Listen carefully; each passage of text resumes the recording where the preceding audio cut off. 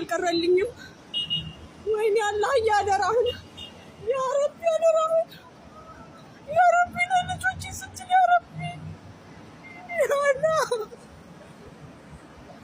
ያ ረቢ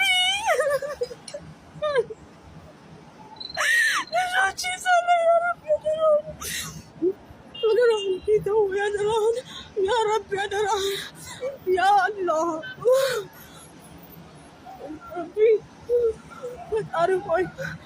ፈጣሪ ሆይ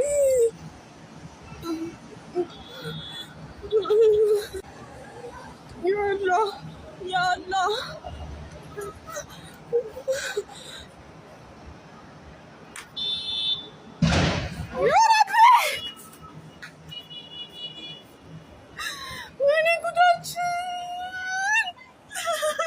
ሰበር ዜና ሌሊቱ ተሰምቷል። በመጨረሻም ተረጋግጧል። የኢራኑ የበላይ መሪ አያቶላ አልሐሜኒ መገደላቸው የኢራን ሚዲያዎች ዘግበዋል።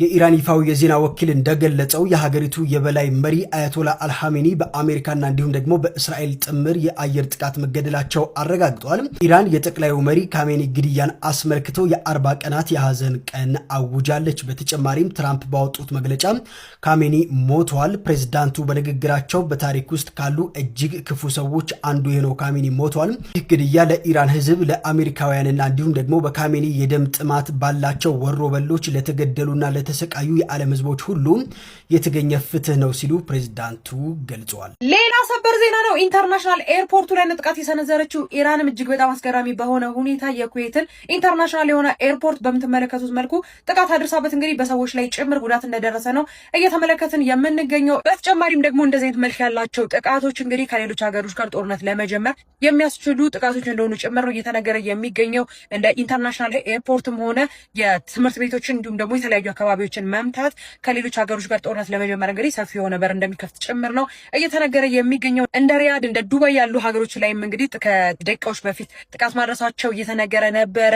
ኢራንም በዚህ ሰዓት ጥቃቷን ማለት ነው እያጣደፈች እየቀጠለች እንደሆነ ነው እየተመለከትን የምንገኘው። ይህ ነገርም ወዴት ይመራል የሚለውን ነገር እንመለከታለን። ነገር ግን በዚሁ የሚቀጥል ከሆነ እንደዚህ አይነት ሀገሮች ራሳቸውን ለመጠበቅ እንዲሁም ደግሞ አጸፋዊ ምላሽ ለመስጠት የሚነሱ ከሆነ ለኢራን ከባድ እንደሚሆን ጭምር ነው እየተነገረ የሚገኘው። በዚህና በሌሎች አዳዲስ መረጃዎች በድጋሚ መልሳለሁ። የፕላስ ምልክቷን መጫናችሁን አትርሱ። መልካም ምሽት ይሁንላችሁ። አክሽን 1 2 የወጃም ነጭ አይ